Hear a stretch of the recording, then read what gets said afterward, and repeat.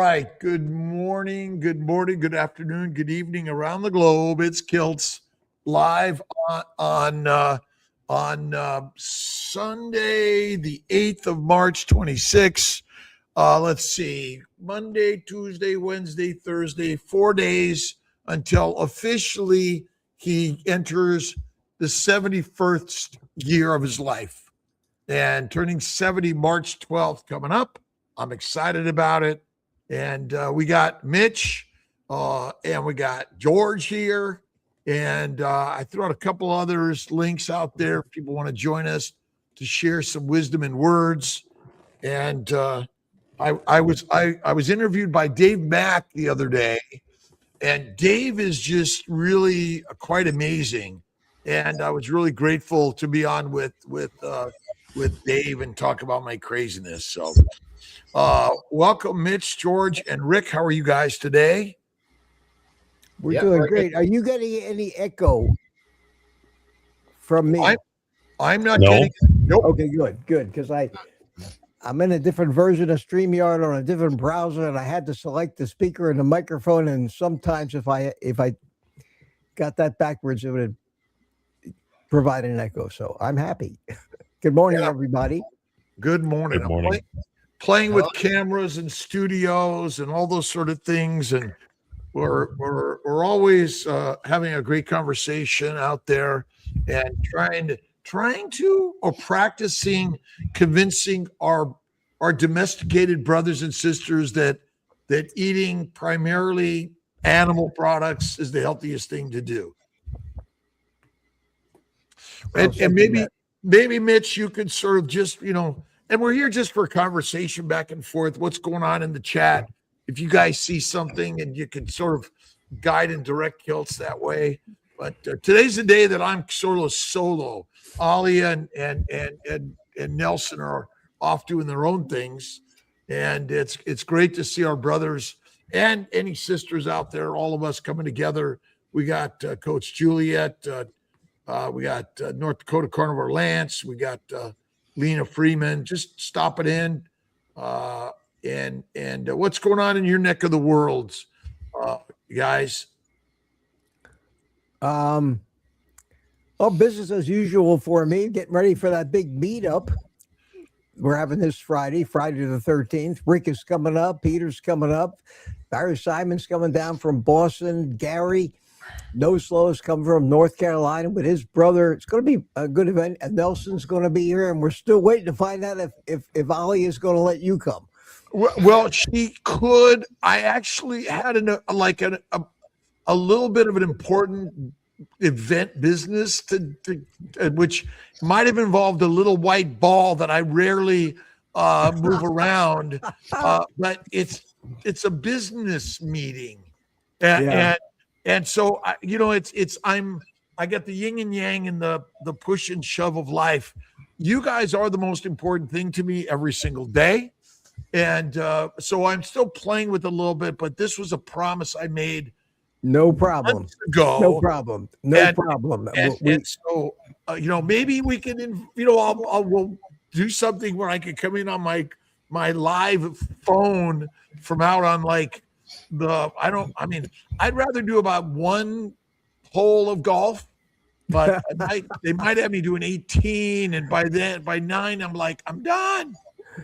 Yeah, well, that's okay. We're going to do some kind of a live stream from it. So we'll text back and forth, and I'll let you know and send you a link if we're going to do it. And we'll have you in just like this virtually.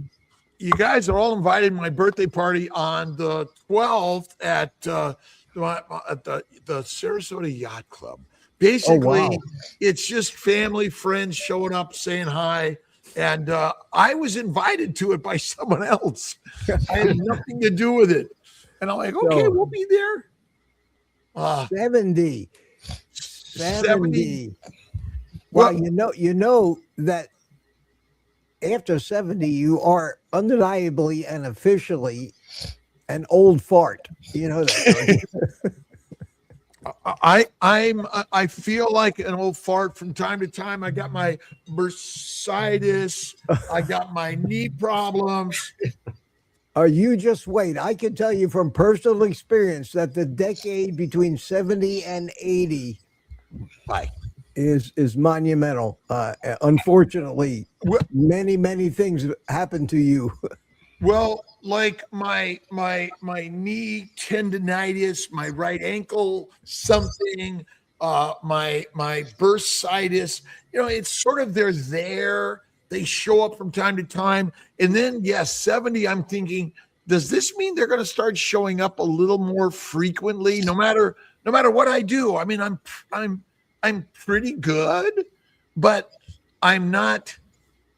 I noticed that I'm not running anymore because I know that if I just a little bit of something on my knee, it's like, what did I do the other day that caused me now to just wake up with it going like, what is that? Well, you have to remember, and I can just tell you from my own personal experience, I don't have pain anywhere. My back has always hurt a little bit. The carnivore lifestyle kind of keeps it at bay, but I just have to. I just am not 30 anymore. I can't do the gym. I can't do the stuff that's hard on the joints anymore. You just have to accept that and get your exercise in a little more gentlemanly fashion and stop trying to be a bodybuilder. That's been my big problem. Well, I'll send you. I got to get this video up that I did. I got to figure out between my PC and my Apple stuff. It's a little different, but now it's about hanging out with my brothers and sisters and doing more social connections. Doing light. I get on my bike now. It's a little bit easier on the joints than my even walking. Which I'm walking fine. I don't have pain, but every so often something shows up.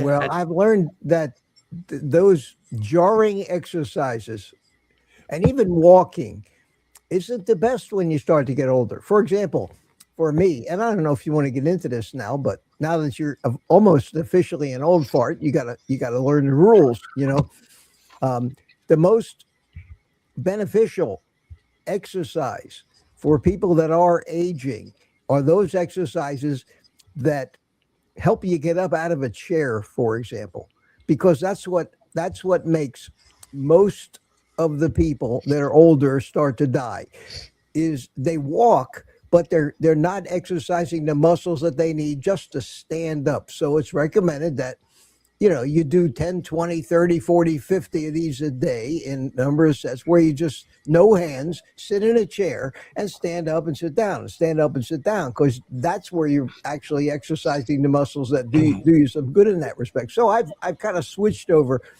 my workouts over to a little bit more of exercising those muscles that and recovering from the stroke has made that difficult, but it's also been very helpful for me. So one of the problems is repetitive exercise and work we've all been told to do, which I think adds to our damage and problems. Slow it down. Do some things that are creative, even if it's just hanging out in a live with Rick, George, and Mitch and retired Rick and Bacon Runner and let's see who else we got there. Michael Pregler, Chris Druland. And by the way, Allison Mapes asked about rapamycin protocol, because this is for everything, by the way. Fertility, faith, building a new engine and sharing carnivore. But we are adding rapamycin protocols. I'm open to all the new stuff, even though SARD and ASRM is trying to shut me down and shut me up. And but I'm hopefully publishing enough videos so maybe in 10,000 years from now, someone might trip across a Mitch, George, Rick, and Kiltz video. That'll be very gratifying. Unfortunately, I won't be around to see it. Well, none of us will be around, except we will be around because we were smart enough to put our handprint on a cave painting. You're absolutely right. Absolutely. And it's quite a legacy. And old Butter Bob is back, and he's a real example. His channel started to grow when he quit. He's gotten over 100,000 new subscribers since he walked away 10 years ago. And now that he's back, maybe that's the secret to growth on YouTube. Just quit. I don't know. Well, I am contemplating quitting. No, don't you dare. Like I'm being like they're coming at me, and I'm like, well, maybe it's time to just go get a boat, like my friend Jonathan, and get a fishing pole. I was interested. I was traveling around Sarasota yesterday and going over a bridge, and all these kids, and everyone, adults and kids, were just fishing. And I remember as a kid, my brother and I would go fishing every day. We'd come home, we'd fish and eat it. And it was like, I wasn't worried about money or houses or cars or planes or girlfriends or wives or ex-wives or kids. I was just living like Rick. Well, let me try to give you a little advice, and I don't like to give advice. We're sharing this is what I do and what I do, but I don't ever tell somebody that they need to do what I do because we're all different. But all I can tell you is getting to know you over the past few years, like I do. You're like me.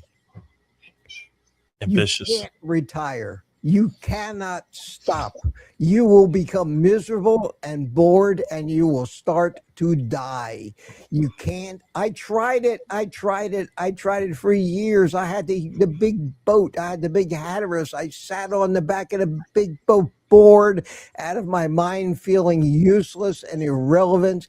And that's why, I'll be 79 here before long.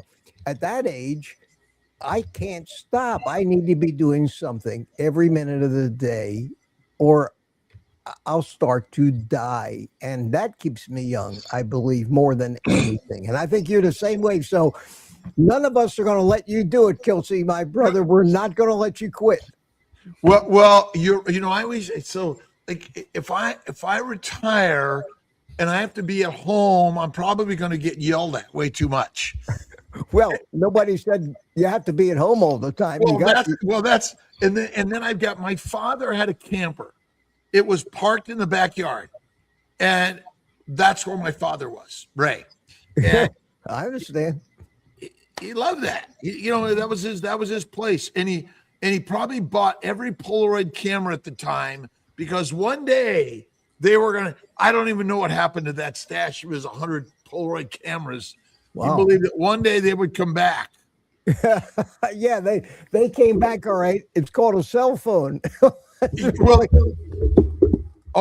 the way, we're getting some fertility questions, and we're getting everything questions in here: carnivore, fertility, faith, kindness, and all those things. And Rick's got it. Yeah. Rick's got his Polaroid. Rick's got everything. My dad probably shipped it his way. And for those that want to have a personal consultation with Kiltz on fertility, what's the number? 416-9872. This is my cell phone, my best way. I'll put you on my schedule. I'll communicate with you, Allison, and we'll get you there. And I'm not giving up CNY fertility or Kiltz Health or any of these things. We're making changes, adjustments, so we can all do better. So I can get to when's the meetup in England, George? You're arriving on Thursday, the 11th of June, and there's an informal gathering on Friday, the 12th, and the conference is on Saturday, the 13th of June.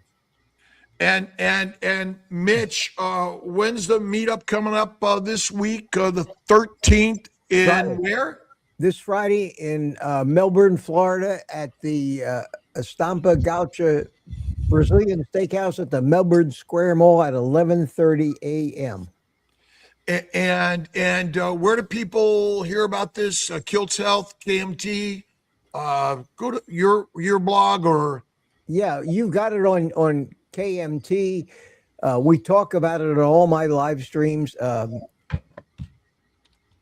And highly listen, these meetups are I first went to a meetup with Lisa Wiedemann.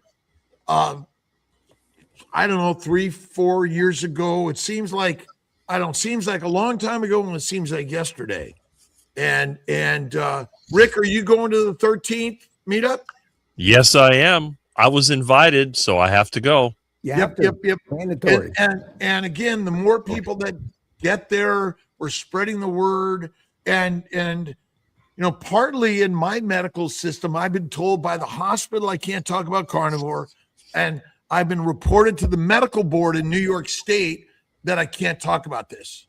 But when I went to sit down with the investigators at New York State, they were like, they're all my friends, and they said, "Oh, Dr. Kiltz, it's all right. We just had to investigate you because it's part of the system." And so I think there are a lot of closet carnivores out there.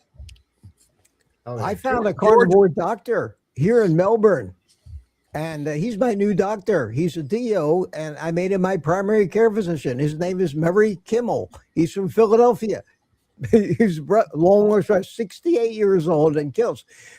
When I first met him a couple weeks ago, and he came out, and I said to him, and he's been a carnivore for years, and the guy is ripped for 68 years old. He is an athletic looking, healthy looking guy. And I said, well, stop showing off.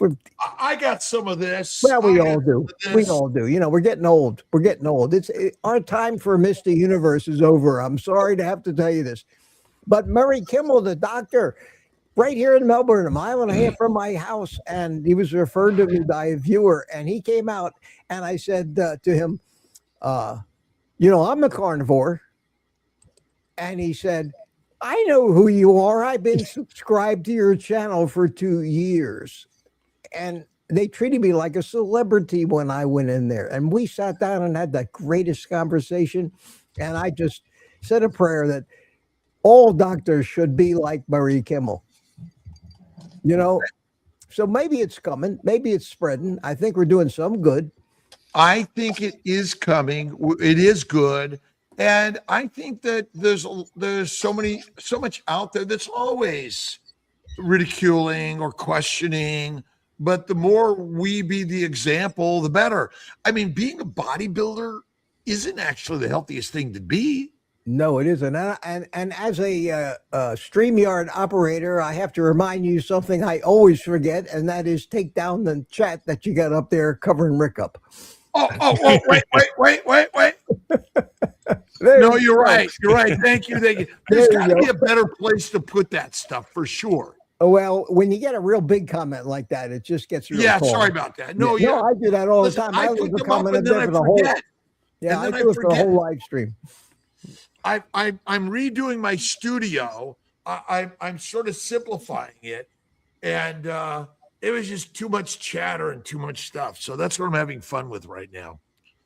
So it looks great. You got all those cameras. Wow. You got a switcher now, a video switcher. How do you do that? I got the Rode switcher. Oh, okay. I got the switchers things that I could just sit here and I could press which ones. Right? 3 cameras. I got the same thing here. See, I got the side view. That's me.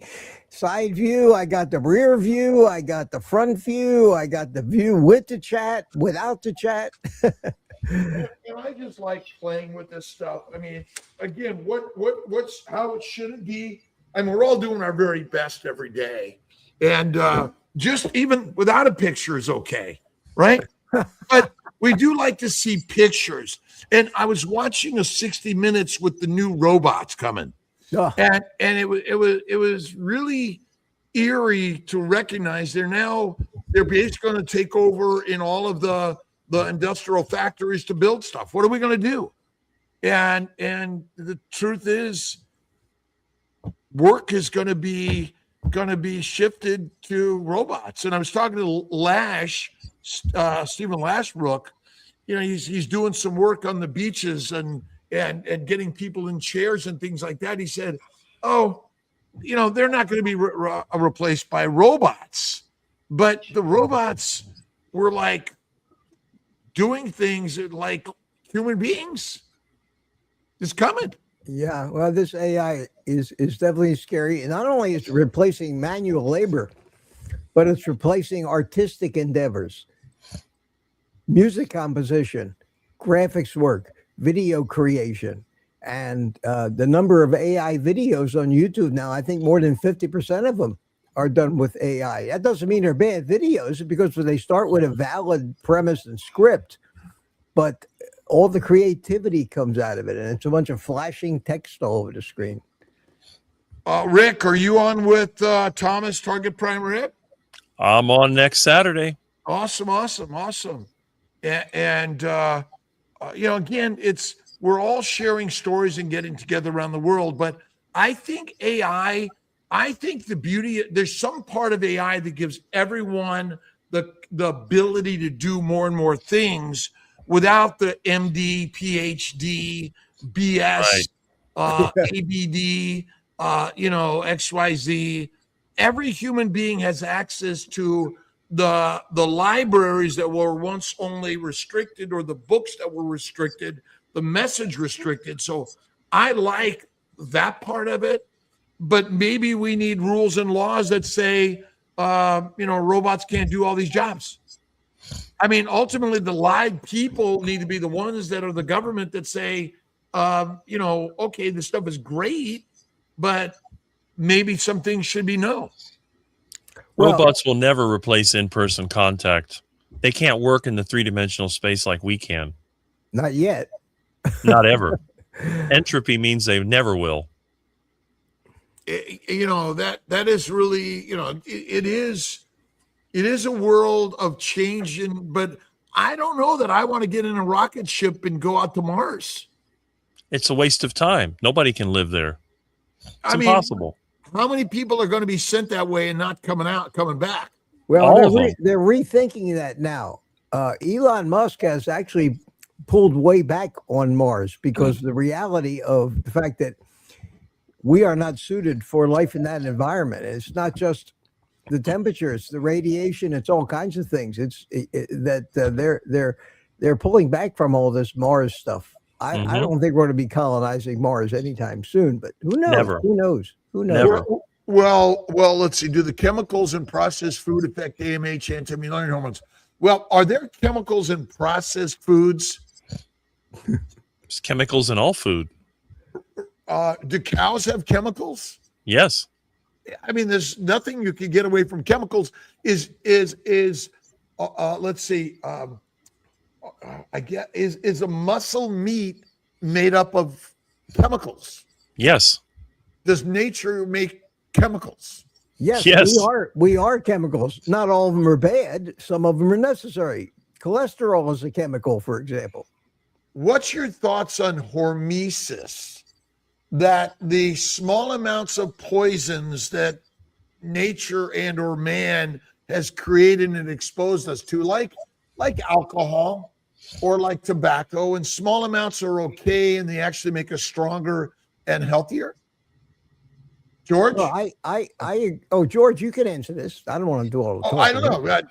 Well, I mean, the small amounts, surely neurotoxins, small amounts, they're all dead serious, no matter what amounts you actually take in. So no, it's not good. It's simple as that.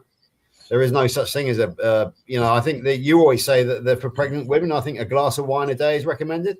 It's crazy. It's okay. It's wrong. It's as simple as that. I think it's like a garden. When you cut your grass, if you cut it all the time, it's not going to do so well. You have to let it grow a little bit, then you cut it, then it grows some more, then you cut it. Because if you cut it all the time, the root system is very shallow. I think for a lot of people, they do these things. If they can do it below a certain amount, it doesn't affect them. It may actually help them grow stronger. But there comes a period in time when that doesn't work anymore. My theory is just to avoid it all. And then just let the natural world, the work, the things that you do, that's my version of it. I'm not going to go and drink toxic chemicals like alcohol and, other things, but that's my thought. Well, you asked about hormesis. Hormesis whatever doesn't kill you makes you stronger. We all pretty well accept that. Now, hormesis, when you look way back, there have always been toxic environments in our atmosphere. We're exposed to toxic plants, even if we don't eat them. If we rub up against them, we're exposed. We get all kinds of skin rashes and diseases. We absorb these chemicals through our skin. So we're going to be, as a human race, exposed to toxic chemicals from morning to night, whether we're a pure carnivore and watch everything we put in our mouth. And we have all the natural defense mechanisms to recognize these things and put up defenses against them. The main one of those is our immune system, because we're not just invaded by toxic chemicals, we're invaded by deadly organisms all the time. So our body is constantly on guard and making defenses against anything that might not be perfectly healthy for us. So hormesis is necessary. Now, should you add toxic chemicals that you have a choice to add? Probably not. But can you, in small quantities, build up a tolerance to these things? Yes, but that's a personal choice. But hormesis is definitely real, and they say the dose is the poison, and there's some wisdom to that, I guess. Okay, if I can just jump in here, I kind of am the go-to on alcohol. I carried on drinking heavily, and I mean heavily, for 3 years after starting the low-carb journey. When I was eventually cleared of type 2 diabetes, I had a perfect set of blood tests. The nursing question skipped over the how much alcohol do you drink question. I said, aren't you going to ask me? She said, no, you have a perfect liver function test. She said, you must be a teetotaler. You cannot drink alcohol. I said, Abby, I drink between 70 to 100 units per week. And she laughed and she thought I was lying and I was making a joke with her. I looked her in the eye and said, no, I'm serious. And that was the truth. I was notorious for carrying on drinking. But my liver function test was perfect, which tells me that basically alcohol has in fact been jailed for the crimes of fructose. And that basically carnivore protects you against the deleterious effects of alcohol. It might not be the case for everybody, I must admit, but that is my own testimony that I was carrying on drinking 7 bottles of wine plus beer per week whilst doing carnivore. And I had a perfect liver function test to the point where the nurse did not believe me when I said that I drank alcohol. So yes, you can actually. I think carnivore protects on a lot more levels than we fully understand as yet. And I also believe that fructose is the devil incarnate when it comes to fatty liver disease and cirrhosis, not necessarily alcohol. Disclaimer: for optimal health, stay away from all alcohol because it is a neurotoxin. But all I am saying is that my own results after 3 years I started drinking when I was 19, up until the age of 59. So I had 40 years of heavy drinking. But because I went carnivore, my liver function test was returned as perfect because I got rid of that fructose. That is my theory. So thank you for that. Well, it's a cellular toxin, no matter what. We do live, all of us live with small amounts of alcohol from the fermentation in the gut of proteins, plants, and sugars, basically, and amino acids. And so, and the food we eat, even the ripe fruit that we would find in nature on the tree, we had apricot trees, plum trees, that we would eat this ripe fruit off the tree, and the mold and bacteria, yeast were fermenting it, and that's what many animals actually do. So it's this. When did it start getting bottled? Yeah. Oh, and by the way, I just need to add that March the 17th this year will be my 1 year anniversary of quitting alcohol. I had a fairly heavy week of drinking the week before. It was a Monday morning. I woke up, felt like utter crap, and thought, I'm done. So there was no weaning myself off. There was no 12-point plan. I just managed to drink myself into stupidity the week before. Woke up, realized that I was being childish, thought I'm done. Haven't touched a drop since. So nearly a year now of no alcohol. A lot more energy. a lot more energy, a lot more time to do things, to achieve things. And as you know, Dr. Kiltz, I'm working very hard both with Carry On Healing Humanity and with yourself on various things, and also the Great British Meetup. With alcohol, I would not have the energy to do that. So yeah, I do. Yeah, I'm not defending alcohol. I'm just telling the facts. My recommendation is get off the alcohol. You'll have more time, more energy to do the important stuff that we do in this world. So there we are. Red light therapy, sunlight therapy, life light therapy.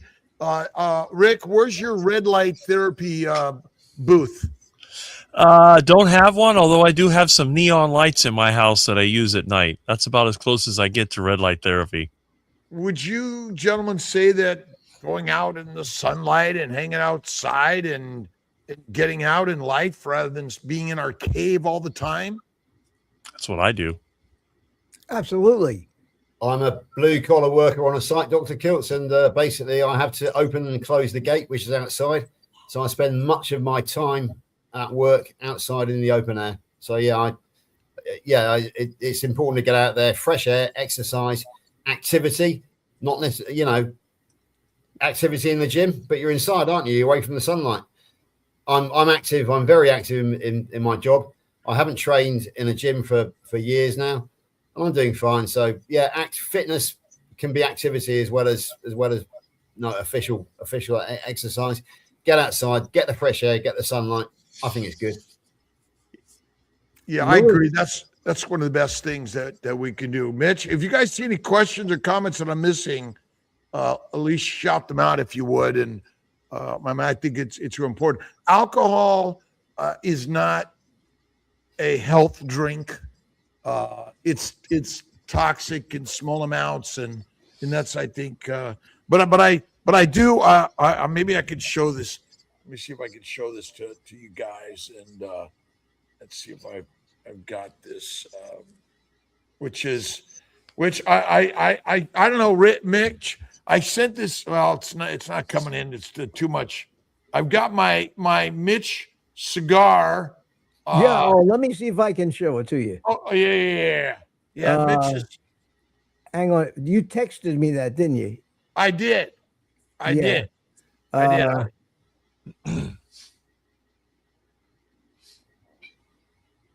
Let's see if I can go back. Yeah, there it is. Let me see if maybe it'll show up better on my cell phone. That is. There it is. There's Kiltz with a big steak and a cigar and a suit. I'm representing all the food groups. Yeah. There's the plant world and the animal world. There's a little cheering crowd for you. In that picture, Dr. Kiltz, you wouldn't have looked at a place in the Rat Pack with alongside old Blue Eyes himself and Sammy Davis and Dean Martin. Well, Dean, Sammy, Frank, was that it? Or there was one other. I can't remember who it was. It was Joey Bishop. Bishop. Yeah, he was there two times. There was a bunch of them. Sammy Davis Jr. was in there. Dean Martin, Frank Sinatra, Joey Bishop, Peter Lawford was in there. Peter Lawford was one which I was trying to think of. Yeah. Rockin' Coach Amy on her way to the nursing home, which ultimately we need to go to the institutions to visit our all of our brothers and sisters and bring them beautiful meat dishes and work on the places. Again, all the institutions need us there to share the truth that we're lions and we're basically the modern medical system. Well, I was listening to Dave Mack today that talked about Edith White and a co-founder of the Seventh-day Adventist Church, Ellen G. White. Ellen G. White. Ellen G. White. Ellen White. Yeah. And John Harvey Kellogg. Yeah.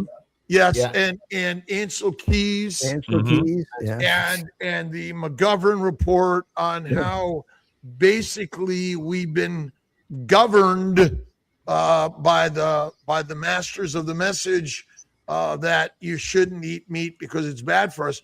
Do they still talk about red meat as a possible cause of cancer? Oh, God, yeah. yeah. They come out with phony studies. Harvard University and Walter Willett just recently, within the past year, put out that study that red meat causes cancer and diabetes. How the hell can red meat cause diabetes? Yeah, Because you eat it in a McDonald's in between a right. burger and between a bun with a 400 side of fries grams and a huge Coca-Cola. That's right, how it or a causes chocolate diabetes. shake and bread and sugar-laden sauces, and you got a little tiny meat patty in there, and they consider all that food as meat. Yeah. And if you got pepperoni on your pizza, that's a red meat dish. It's a meat dish, yeah. And they've never seen a heart attack burger.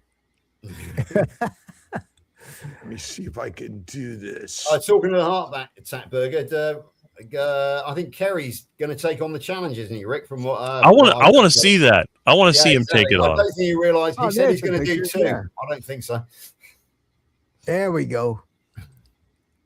Let's see if I can do that. That's kind of what you're getting. Again, it is. We were doing some. Lash and I were doing some shots yesterday to share with the world, and that we're basically lions, and it's okay to have a cigar from time to time or a glass of whiskey, wine, or beer, small amounts from time to time, but the challenge is just not making it your everyday habit. Well, I do with cigars. Honestly, I mean, I talk about it. I'm open about it. I honestly do not think that if you don't inhale, that whatever secondhand smoke you get, as evidence of that, every 90+ old fart that I know is not a moderate cigar smoker, 2, 3, 4 cigars a day. They don't keep it in their mouth all the time. You sit around and relax. You take a puff now and then. My grandfather, George Burns, all those old guys. I think the relaxation you get from smoking a cigar, however often you smoke it, if you don't inhale the smoke, then that's my opinion. And if it kills me, you all can say, well, evidently Mitch was wrong. But you still will not be able to know for sure, definitively, if it was the cigar smoke that killed me and not something else. And that's a problem we have. So, again, we breathe, drink, and eat plants all the time, even when you're not knowingly breathing, drinking, or eating plants, because the plant molecules are everywhere. And think about all the burning of plants that happen in the world, and it's just spread around the world. We're breathing it. But the barbecue. worst part, what's that? A barbecue. Oh, barbecue. But the worst part is eating them. Exactly. It's like the same thing about the anti-coffee stuff. I'm so for coffee now as a healthy alternative.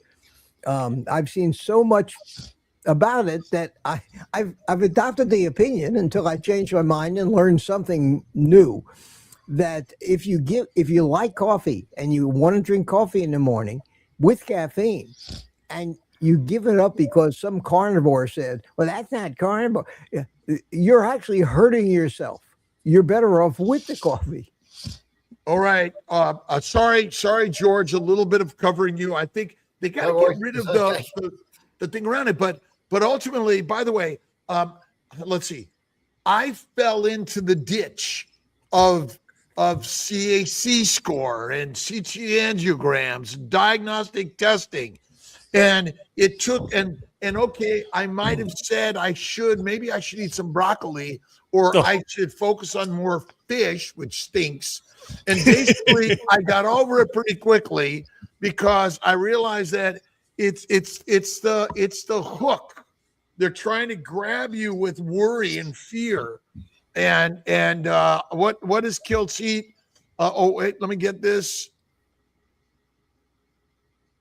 Eat the meat. You got half a cow there. Look at that thing. Well, this is from Bighorn Mountain Farms in Buffalo, Wyoming. My friend, my friend. Oh my God, my brain for a moment farted. But the Well, Bighorn you're Mountain, old. I'm telling you, you get to be 70, What? dementia starts setting in. it's no. It's actually, I've got so much information in my brain now. It just takes longer to find it. That's all it is. That's right. And we're not demented. We're not Alzheimer's.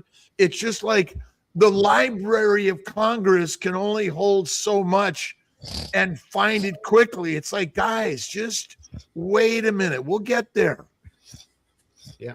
It's like trying to find something in my house.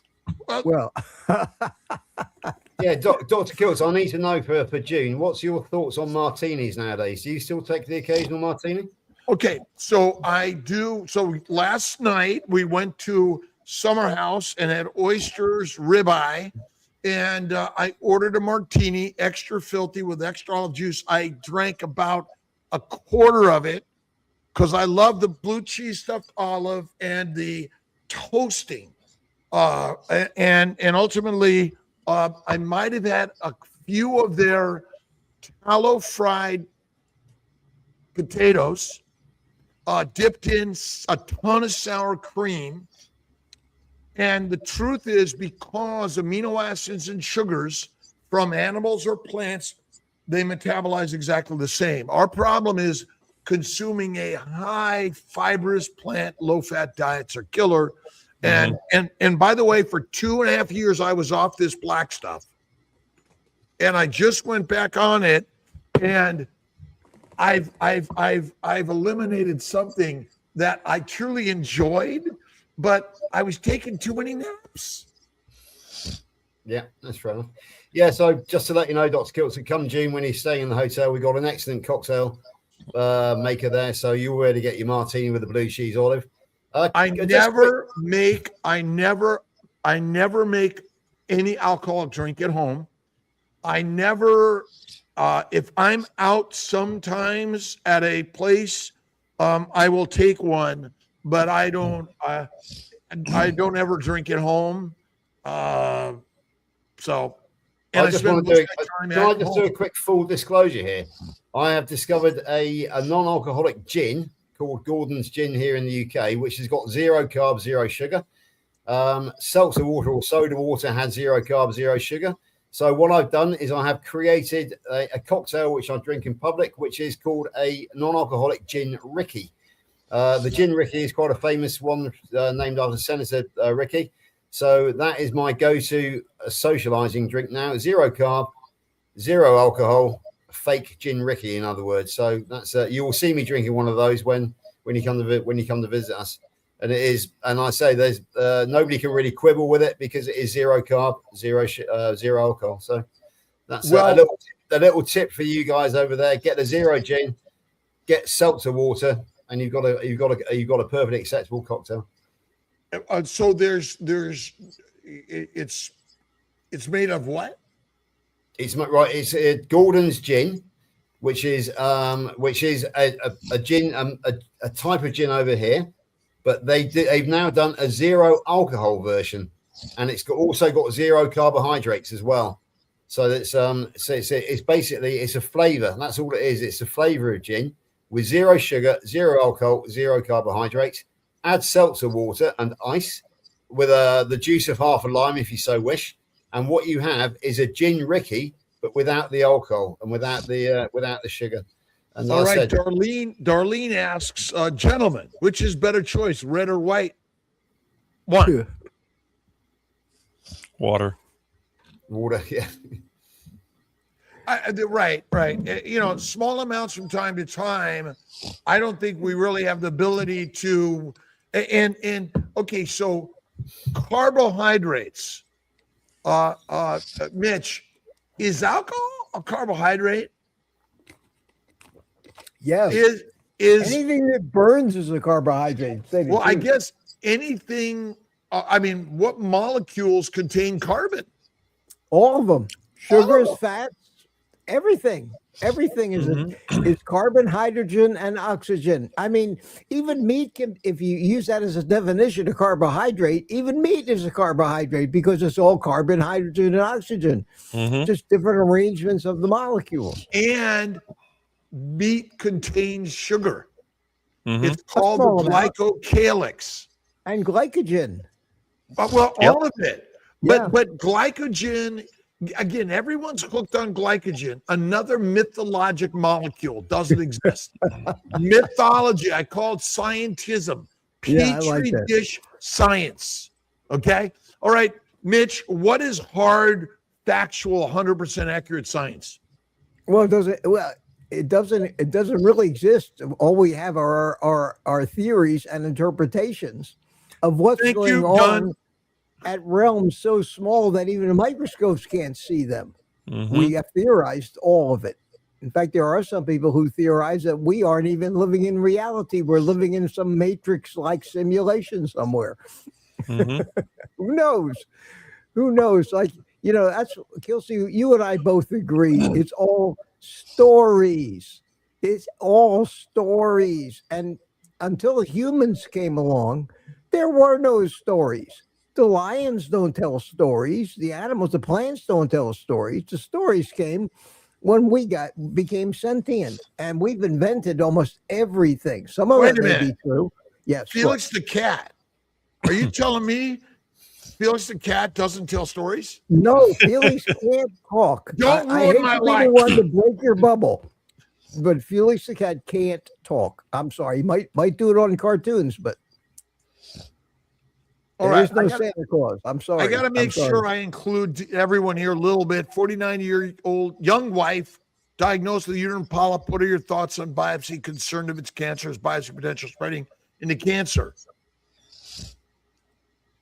Tough one. Well, polyps are growths that are tumors, just like the people get all of these skin tags. Those are polyps, which could become cancerous. And uterine polyps, because the uterus in most men and women is bathed with mostly sugars and protein, and the microbes from the gut go make tumors. And she should get it biopsied and looked at in the standard world. Go carnivore. It may go away naturally, but are any of you licensed physicians capable of giving medical advice at this moment? No. Nope.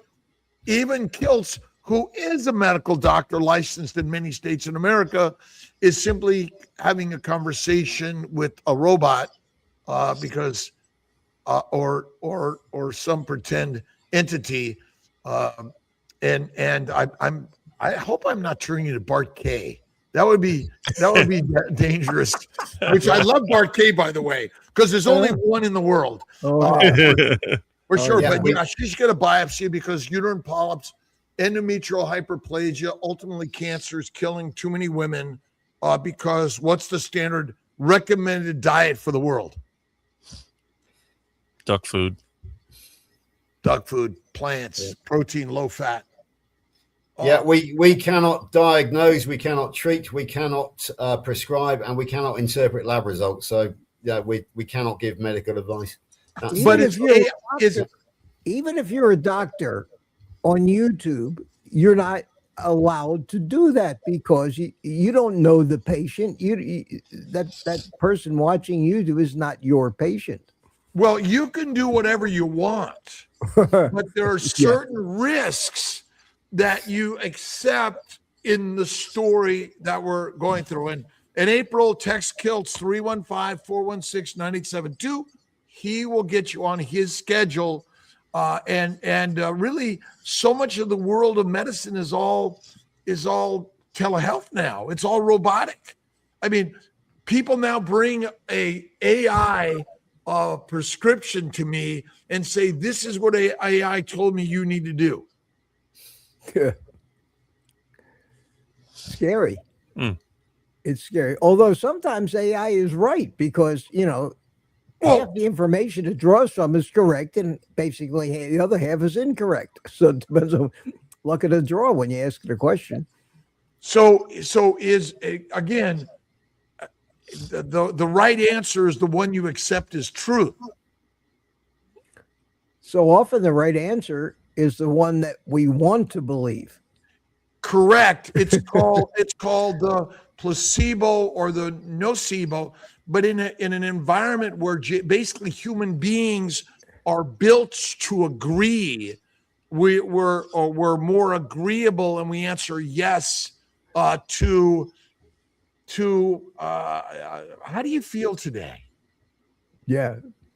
Well, there's two things to that. When you've been around a long time, you realize that when you ask somebody how's it going, you want them to say, "Oh, great, it's fabulous," because you don't want to sit around for 20 minutes and listen to them tell you how bad everything is. Nobody wants to hear that answer. So we all want it. Hey, how you doing? Oh, I'm great. How about you? Oh, perfect. Then both go their separate ways. And because I'm the gate man on the site. I have to say good morning to everybody. I always say, how's it going? How you doing? And the other morning, somebody said, I'm feeling like utter crap. And I turned around and I said, thank you so much for your honesty. It makes a lovely change. And then when they say, let me tell you why. Oh, that's a bit different. Oh, great. I'd love to listen to that, but I got an appointment I'm late for already. So we don't want to hear it. No, exactly right. But it's refreshing to hear somebody turn around and say, yeah, I feel like crap today, which is makes a bit of a difference. Yeah. I mean, ultimately, we're all telling a story, but we have our human instinctual nature to work our best to get along, but then something triggers us that we don't. And there is our need to fight or flight. That's our nature. Feed or reproduce. It's our basic nature. And even eating plants and sweet things and even a little alcohol, there's a basic natural instinct to do that in the environment where we're trying to get fat for the migration, hibernation, gestation, or you got to flee. Right? I'm tired. Rick loves our panel. Thank you, Rick. This is all we're here to do together is share, because ultimately, are we not drawn to stories? We're drawn to the campfire, to someone starts telling a story, and we all start listening a little bit, and someone says, shh, be quiet, I can't hear. And ultimately, it may be the stupidest story in the world, but we are drawn to stories. And between Rick's cat and George's cat, Mitch, do you have cats? No. I've had cats. No cats, no dogs. And they died of diabetes or cancer. Yeah. Mm. Yep. That's a problem. That's a problem. And people are getting vet bills today that rival the kind of bills we used to get for our own treatment. It's not my kids both have dogs. They get thousands of dollars worth of expenses in medical treatment for these animals. Crazy. My pets go to the vet once. Well, yeah, Rick, but you feed your pets what they're supposed to eat. Raw meat. Yeah. How many times do I remember hearing, until they finally learned that these animals are supposed to eat meat, the caution that you got when you had a dog. I know the dog's going to be eager, but don't feed him the table scraps. Mm-hmm. Don't feed them the leftovers, the fat and the meat. That's not good for them. They got to eat their science diet. No. I remember as a child, and I don't remember what age it was. Probably it was under 5. It was probably more like 4. We had a cat called Spooky, and I remember that Spooky loved the eggs. We just take the eggs and feed them eggs, and I was just fascinated. It's an amazing thing how we have certain pictures stored in our brain of things that happened. We don't remember the whole thing, but we have little pictures, and that's when I really remember as an under 5-year-old, where we lived on Walnut Creek Boulevard in West Covina, California, and it was quite interesting. So, Bev, yes, it is more relaxed, and Are you all actually telling the truth, the whole truth, and nothing but the truth, or might this be a manipulated background story? No, I'm actually a robot. I'm a robot. I'm an AI version of Mitch. Pretty realistic, huh? Well, I'm looking to be like Mitch, except I should take the suit off, the white shirt and the tie, because but I got my cigar and my Topo Chico. You go. There you go. Life is good. Life is good. I would rather, if I could live happily and content with no pressure, nobody chasing me, which they did all my life for one thing or another, with less, which I'm doing now. I'm having the best time of my life, the lowest stress time of, even with the medical stroke and that, having the least stress I've ever had. And that's when I look at you, my friend Rob, I would not trade places with the stress from all the different things you have to deal with every day. So if something ever, this is my advice, and I'll say it in front of everybody. No, when it happens, not if it happens. You mean when it happens. My advice to you, because I lived my whole life afraid of what would happen if I couldn't continue to maintain the level of money and toys and everything else I had, and was forced to have to give up things. All I can tell you is when it finally happened to me and I got over it, which was a depressing time, what came out the other end was more content and happier and more relaxed. And that's where I am now. Don't be so afraid of it. In fact, if I were you and I was 70 years old, I'd be starting to try to slow down a little bit. But that's just my advice. Well, I am really very good at and it's like the diagnostic testing that said you got a heart disease, right? Yeah.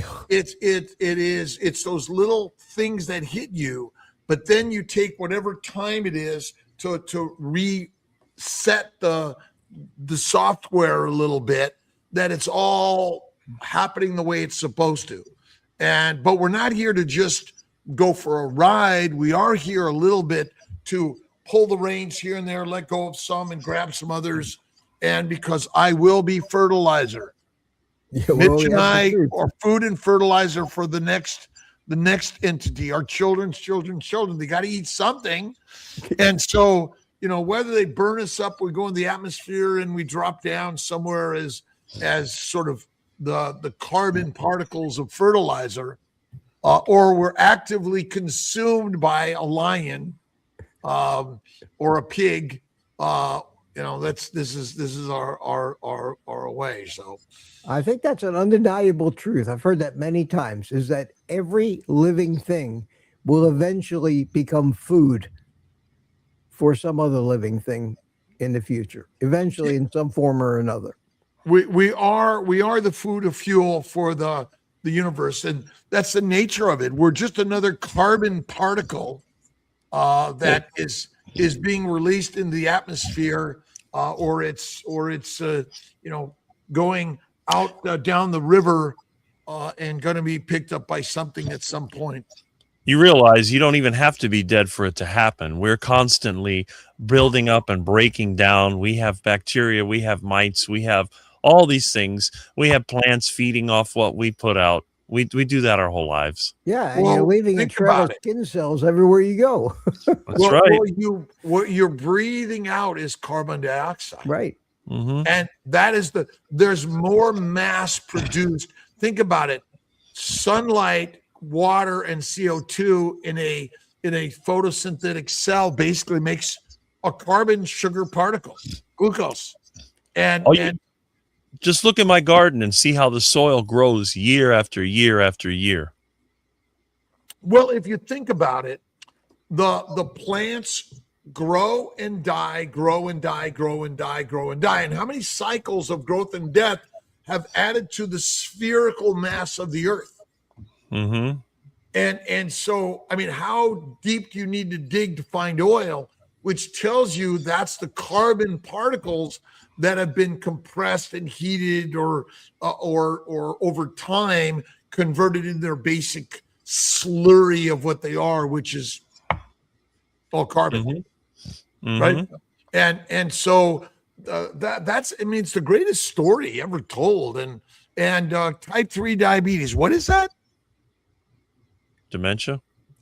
As they say, but it's all basically all organ systems are damaged by sugars, even carnivore only diet, by the way, but it's just accelerated in the damage because of a plant protein low fat diet, which feeds the microbes, contains the poisons, and we're out of luck.